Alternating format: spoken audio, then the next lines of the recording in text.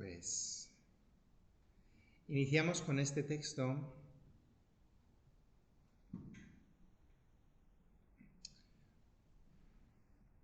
con el libro de Génesis, y si os acordáis, la semana pasada habíamos terminado con una imagen. Habíamos visto rápidamente el conflicto entre dos hermanos, nos hablaba de que los hermanos se vuelven enemigos, y habíamos dejado siempre pendiente la pregunta de dónde surge la violencia y el mal. Hoy me gustaría que siguiéramos viendo en este libro del Génesis algunas escenas de opresión y que veamos cómo la narración nos va a presentar esta opresión como una opresión necesaria, casi os diría una opresión justificada. Vamos a intentar también ver cómo nosotros habitualmente hemos reconocido esa opresión como necesaria y como si la opresión fuera una retribución, para que seamos conscientes de hasta qué punto la violencia se incorpora en nuestra cultura como un elemento necesario y natural, y que nos demos cuenta de cómo el autor del libro del Génesis ha preferido hacer una reflexión sobre esta necesidad de la violencia. Recordáis que os decía que no había una divinidad del mal, como ocurre en la tradición mesopotámica, no hay un Kingu, no hay un Tiamat. Habíamos leído sutilmente en los relatos del libro de Job, en los que Job presentaba a este dragón marino, a Rahab o a Leviatán. Hablaba de este Yahvé Dios que había luchado contra Leviatán, lo había partido en dos, ¿no? Había colocado su caparazón como una bóveda celeste, había vencido a la bestia marina, a Bahamot. Habíamos visto cómo hay un sustrato en la tradición bíblica en el cual el Dios de Israel actúa como los dioses de Oriente Cercano. Actúa con los instrumentos habituales. El más fuerte domina al más débil. Pero en nuestra tradición del Génesis se ha suprimido interesadamente este aspecto de la violencia. El texto en el que más claro aparece esta intencionalidad del autor es en el relato del diluvio. Tendríamos que recordar cómo la tradición mesopotámica introduce el diluvio como una forma con la que los dioses eliminan la molestia de los hombres. En este esquema de opresión-retribución podríamos decir que para la tradición mesopotámica el diluvio es la retribución ante la opresión que los hombres realizan con los dioses. Hacen mucho ruido, son muy numerosos, son molestos, y entonces, pues los dioses, Enlil decide tomar medidas y acabar con esta molestia para los dioses. En la tradición mesopotámica, esta acción de la violencia de los dioses sobre los hombres será tal que, llegado un momento, los mismos dioses, en el poema de Adramhasis, los mismos dioses tendrán miedo ante el diluvio y se aterrarán, porque la violencia de los dioses les desborda de tal forma que llegan a temer por sus propias vidas. El autor mesopotámico tiene claro que la violencia, que es un instrumento habitual en nuestra sociedad, es terriblemente peligroso. Si queréis, es como el fuego. Es un arma terrible, pero incontrolable. Es interesante que el autor del Génesis elija otro camino. Y os digo que copia este esquema del diluvio en el capítulo 6, pero el problema que generan los hombres en la tierra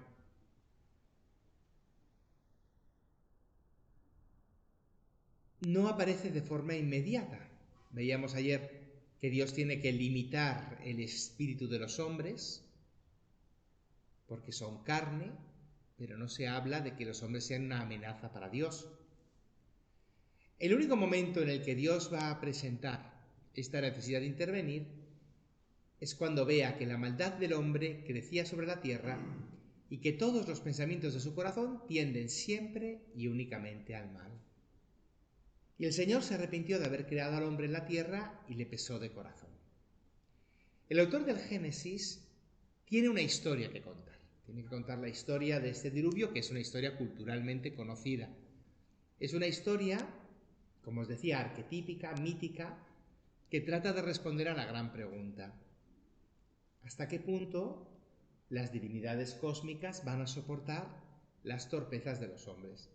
¿Existe una posibilidad de que los dioses se cansen de nosotros? Igual que los reyes podrían aburrirse de nosotros, ¿existe una posibilidad de que los dioses se cansen de nosotros? En la tradición mesopotámica, la respuesta para mantener siempre la presencia de la vida será este miedo que tienen los dioses a perder a los hombres, es decir, esta violencia que podría incluso llegar a los mismos dioses. En la tradición bíblica, la respuesta la tenemos en el capítulo 9 del Génesis, será este Dios que haga una alianza y que se jure a sí mismo nunca más volver a destruir la tierra. Cuando concluye el diluvio,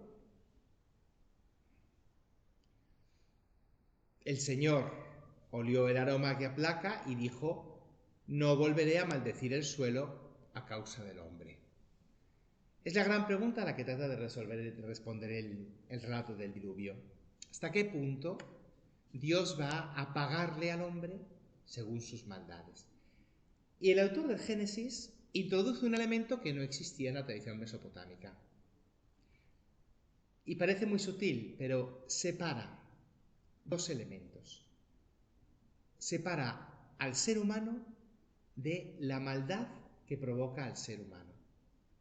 De alguna forma, la genialidad del libro del Génesis va a ser introducir una división ontológica entre el ser humano y la maldad que el ser humano produce, hasta el punto de que la maldad no tiene una existencia en sí.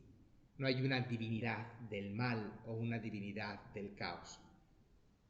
En otras tradiciones, como por ejemplo en la tradición grecorromana, hay una divinidad de la guerra.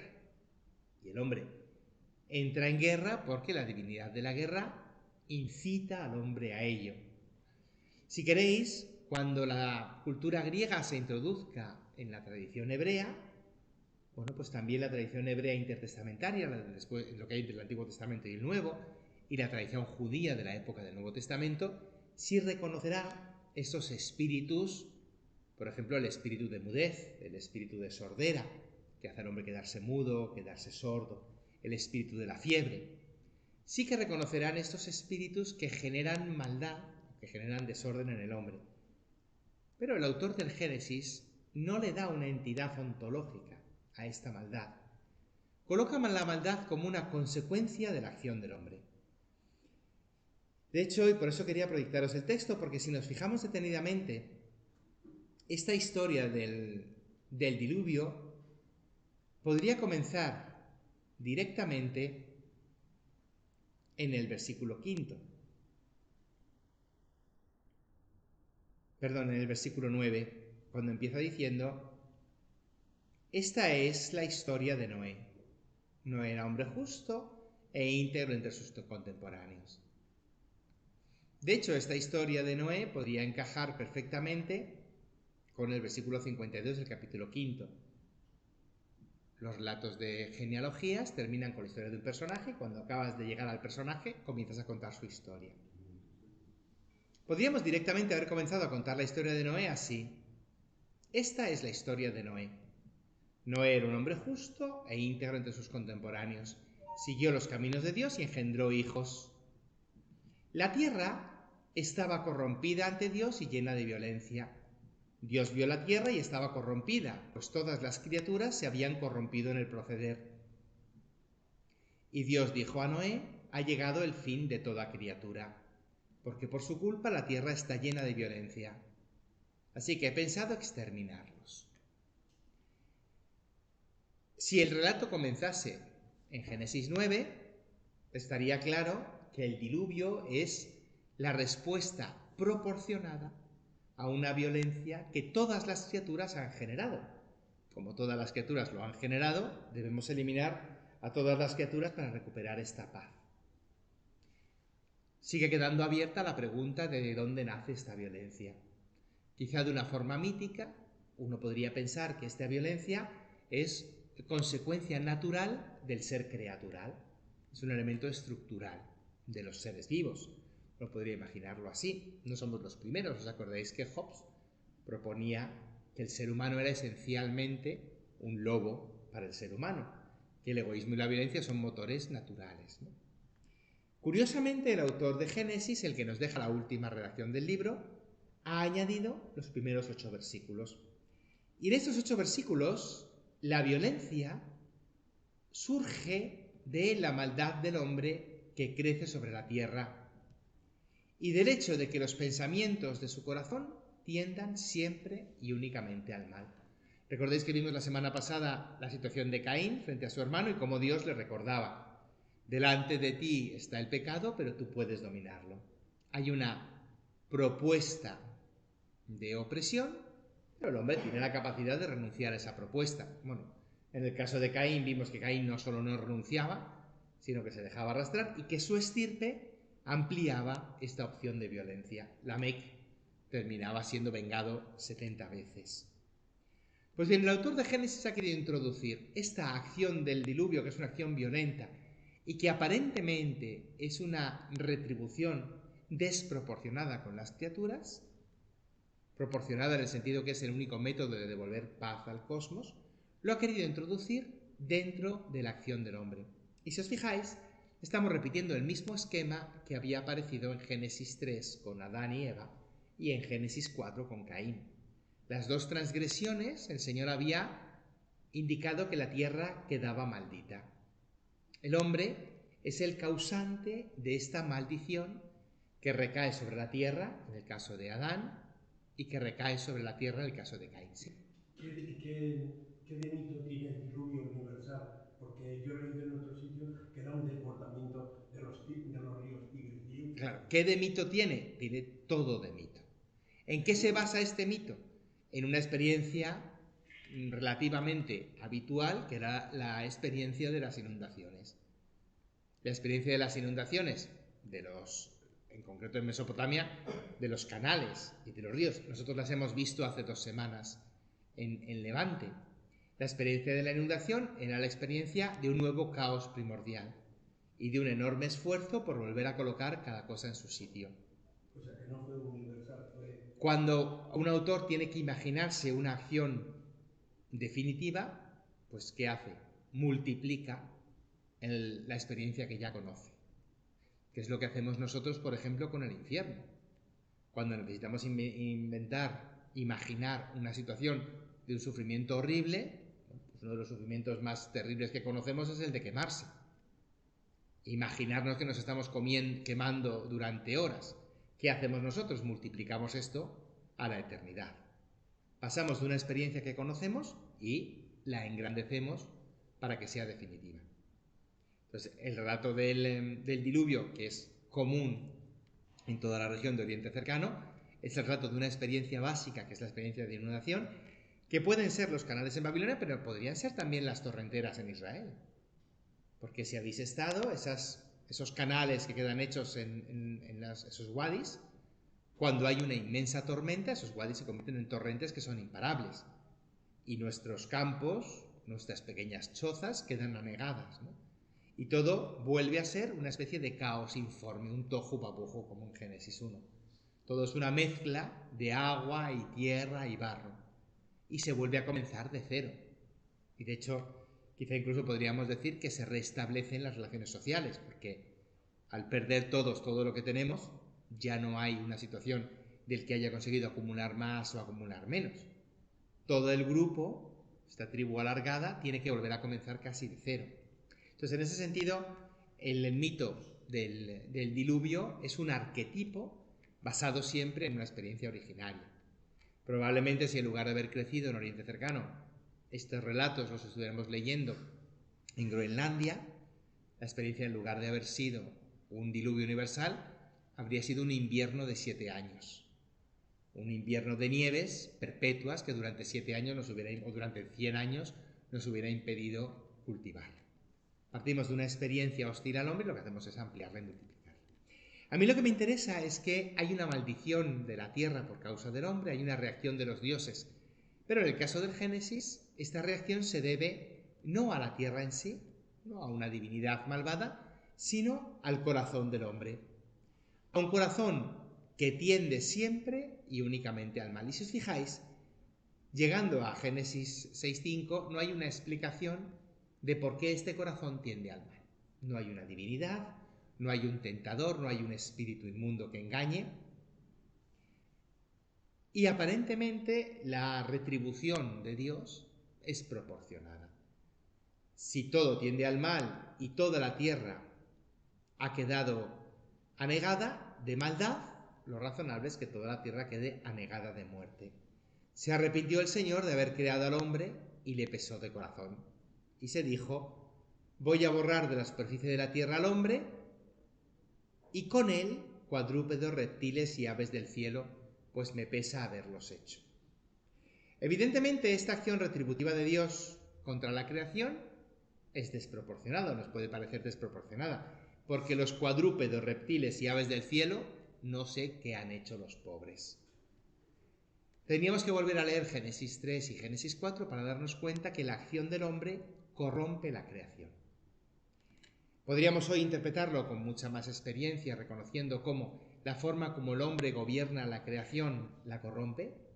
Por ejemplo, la reflexión en la que hemos entrado desde la Centésimos Annus de Juan Pablo II, pero sobre todo hemos entrado desde la Deus Caritas Es de Benedicto XVI, en la que nos empezamos a preguntar si realmente la tierra tiene que estar repartida en función de derechos de conquista o de propiedad, o tiene que ser común.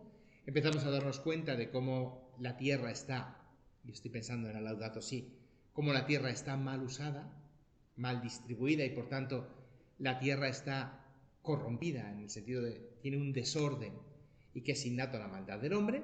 Y en ese sentido, cuadrúpedos, reptiles y aves del cielo comparten con el hombre esta experiencia de estar fuera de tono, fuera de sitio. Introducimos después la historia de Noé, porque necesitamos explicar que este Dios que retribuye la violencia con violencia, más o menos proporcionada, una maldad extrema exige una acción extrema, es también una retribución justa. Sabe reconocer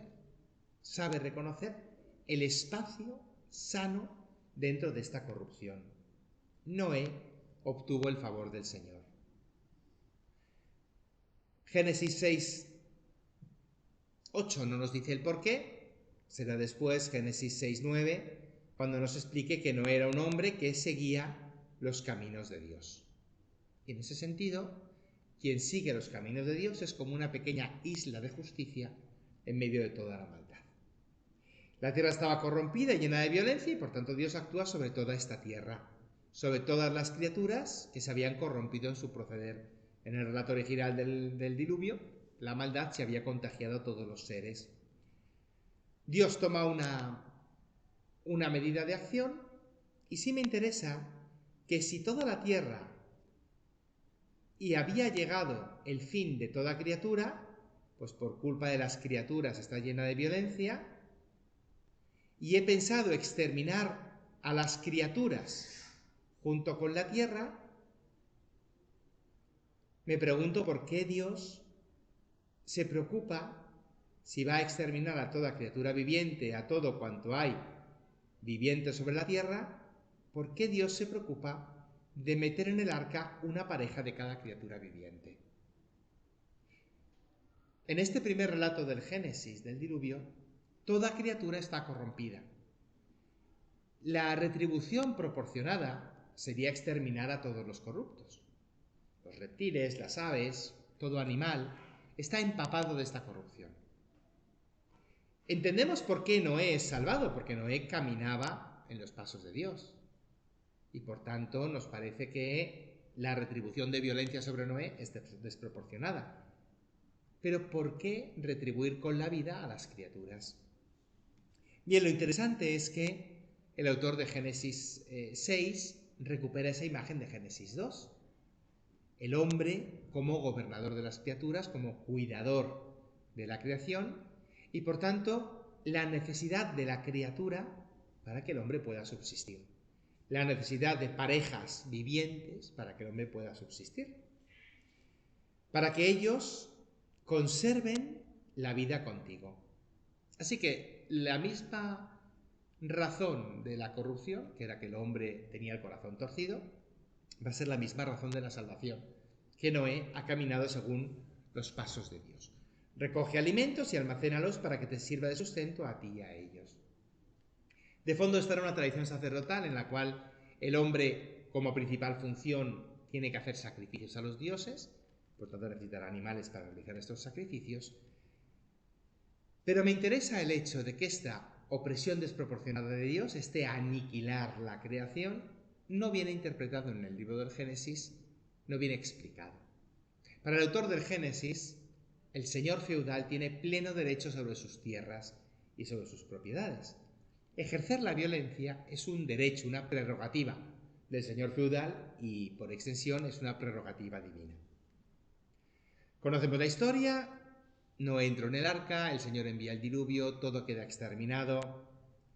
La tierra vuelve a mezclar aguas y tierra. Las aguas llenaron la tierra durante 150 días y el Señor se acordó de Noé y las fieras, bajaron las aguas, se retiraron poco a poco,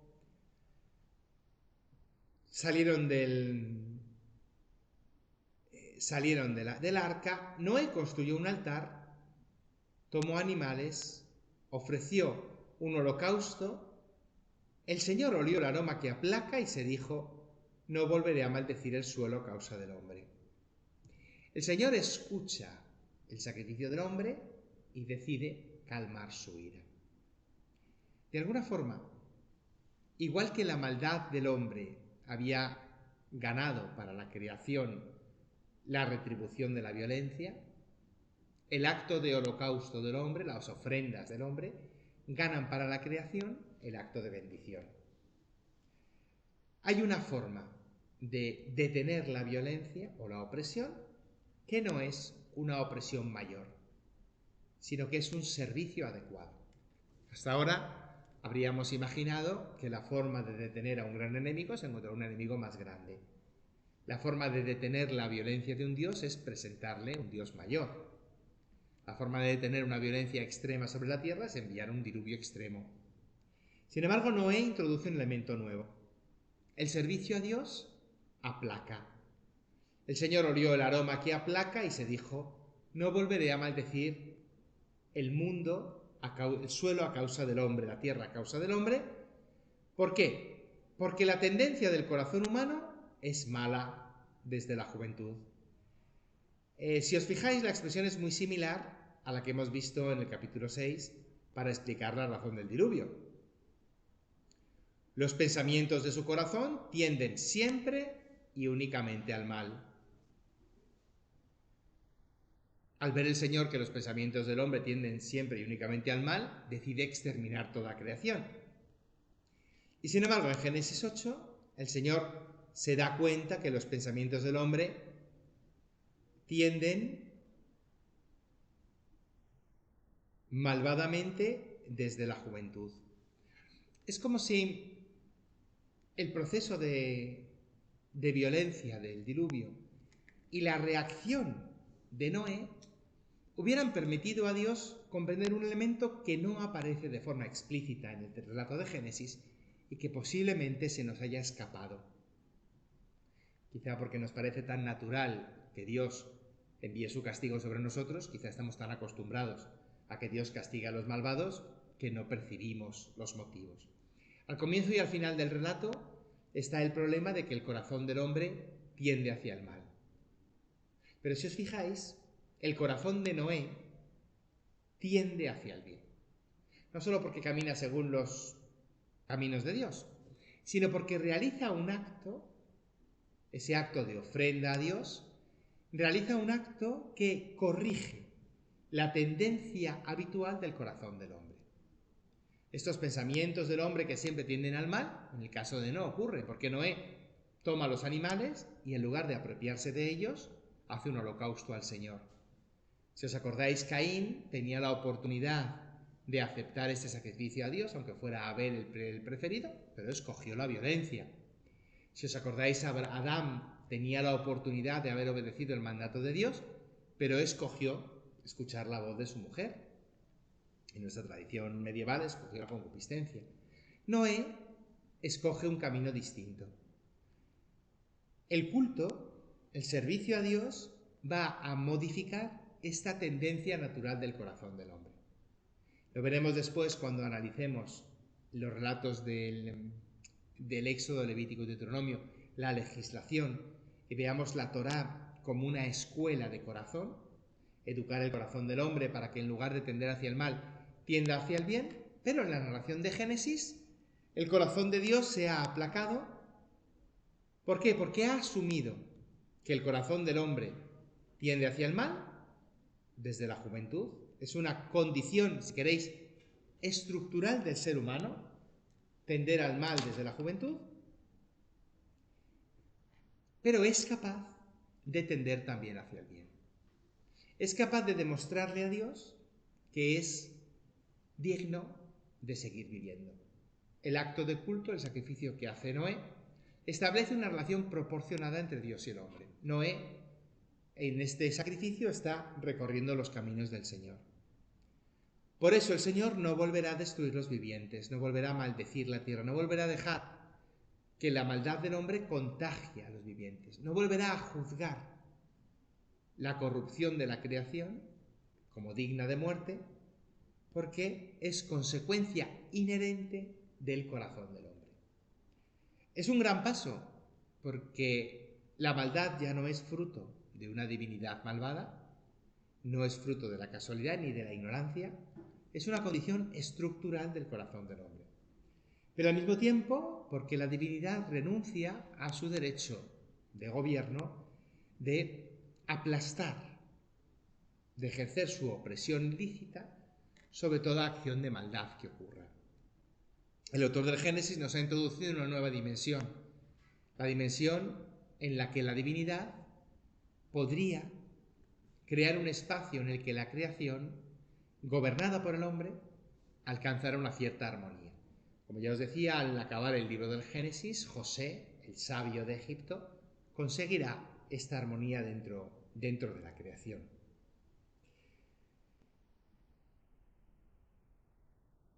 El capítulo 9 va a alargar esta imagen de la maldad del hombre, va a tratar de contenerla.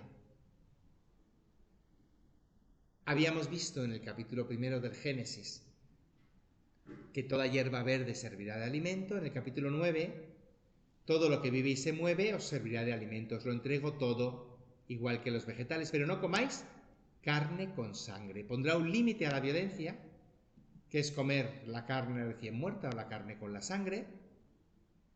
¿Por qué? Porque pediré cuentas de la sangre.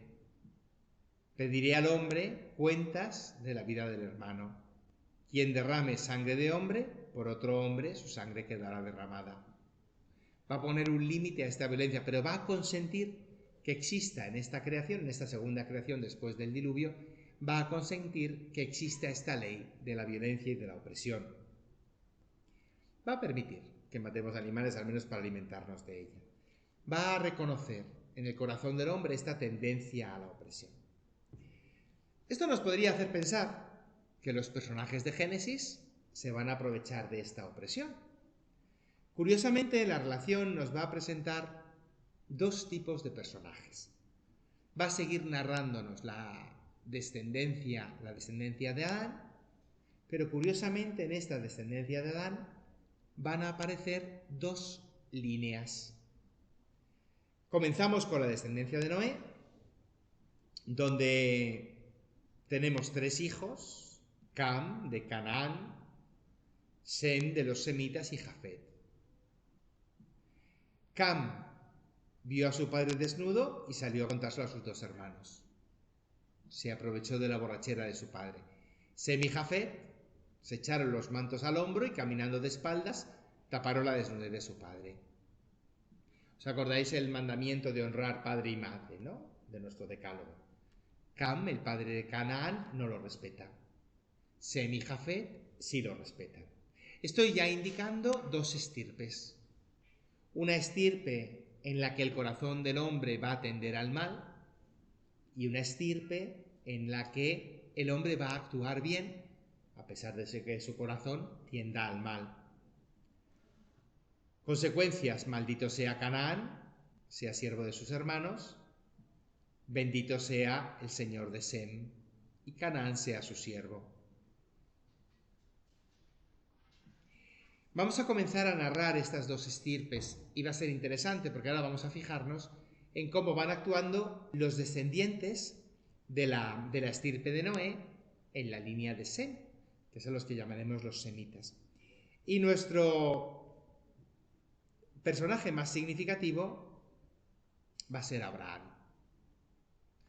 Como os decía, nuestro personaje Abraham tiene dos nombres. Comienza llamándose Abraham y después se llamará Abraham. Su nombre está también ligado a esta bendición de la vida. Todo el rato del Génesis va a estar unido a esta bendición de la vida y le vamos a cambiar el nombre en un momento muy concreto. Le vamos a cambiar el nombre en el capítulo 17.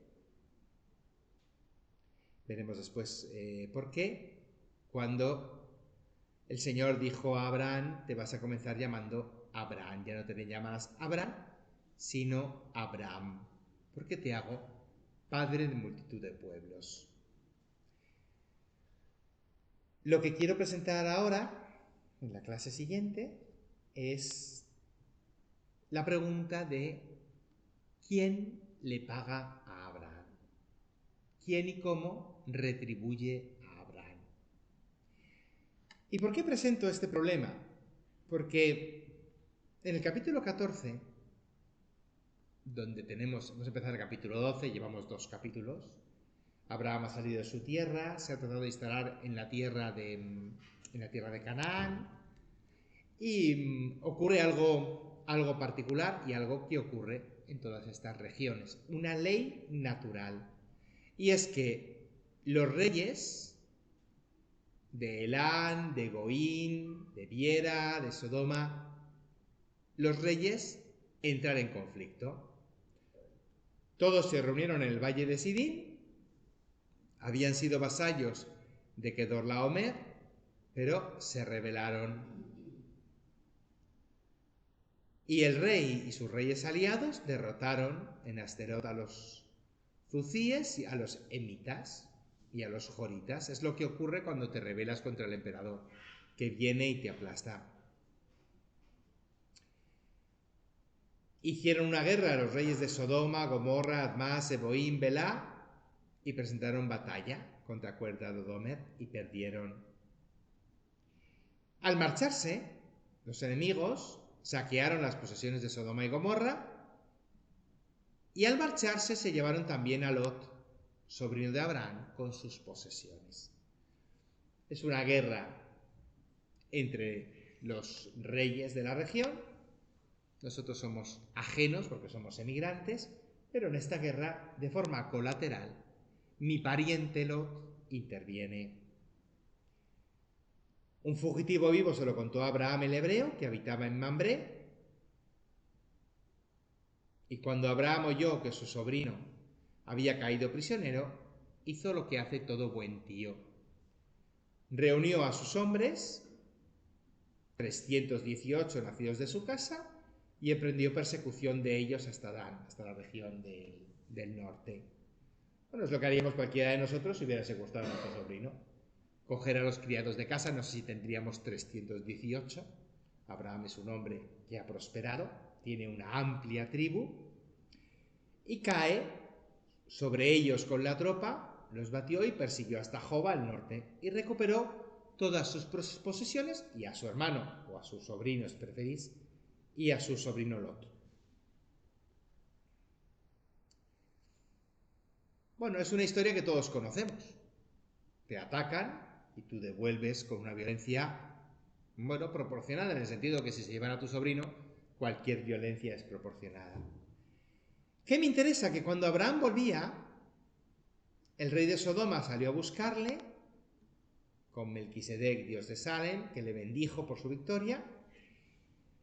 El rey de Sodoma dijo a Abraham, dame la gente y quédate con las posesiones. ¿Os acordáis que cuando Abraham salió de su tierra de Ur, Dios le dijo, te daré una tierra y una descendencia?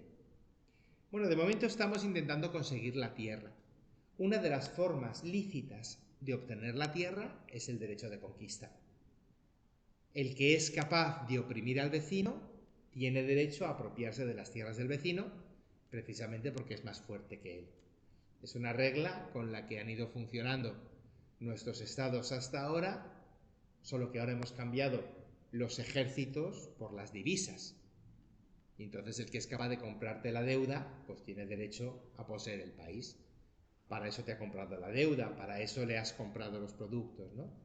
¿Os acordáis, no? Cuando estuvimos a punto de ser rescatados por Europa, y entonces Europa tenía el derecho de decirnos qué podíamos hacer y qué no podíamos hacer, ¿no? Bueno, Abraham tendría una especie de derecho natural de apropiarse de todo aquello que ha obtenido con la violencia. Sería una retribución justa. Nosotros hoy lo consideraríamos proporcionado. Pero Abraham replicó: juro por el Señor Altísimo, Creador del cielo y tierra, que no aceptaré ni hilo ni correa de sandalia, ni nada, para que no digas: yo he enriquecido a Abraham. No acepto más que lo que han comido mis muchachos y la porción de los que me acompañaron, Aner, Ecol y Mambré, que ellos tomen su porción. Hay un punto de justicia, hay que pagar un poco los gastos, pero Abraham renuncia a enriquecerse por medio de la opresión. El autor de Génesis comienza, por tanto, a narrarnos una historia en la que la violencia no sea la regla con la que regimos nuestras relaciones. De hecho, una vez que Abraham decide renunciar a esta posesión, en el capítulo siguiente, Dios se le presenta: yo soy tu escudo y tu paga será abundante. Esta referencia a la retribución que el rey de Sodoma prometía a Abraham, en la página siguiente el Señor se la presenta él mismo. Y se hace una pregunta: Señor, ¿qué me vas a dar si soy estéril?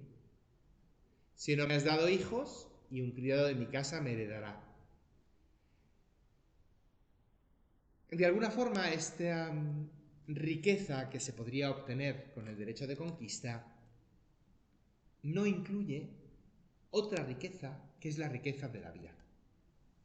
No incluye una retribución, que es la retribución de continuar la existencia, que mi nombre, que mi apellido sea conocido. La retribución de tener unos hijos que me recuerden y mantengan mi memoria. Se conocía este derecho de conquistar, pero también se reconocía que el derecho de conquista no te aseguraba que tus hijos tuvieran una descendencia provechosa. Así que el autor del Génesis va a aprovechar para distinguir dos tipos de retribuciones por parte de Dios. En esta promesa que Dios dirige a Abraham, tierra y descendencia, que va a ser el tema central de todos los relatos del Pentateuco, el tema central de la salida de Egipto, hacer un pueblo y tener una tierra, el autor de Génesis ha querido mostrarnos que con la violencia se puede obtener la primera parte. Pero la segunda parte, la descendencia, la vida de larga duración, no se puede obtener con la violencia, no se puede conquistar. Entonces va a proponer un segundo camino para obtener esta vida. El mismo camino que había propuesto en Génesis 8 con Noé. Este servicio a Dios o esta confianza en Dios. Bueno, pues vamos a parar aquí, vamos a leer desde aquí esta historia de Abraham como una historia en la que, por encima de la retribución de la tierra, Abraham va a escoger la retribución de la vida, renunciando a la violencia. Pero eso lo vemos después.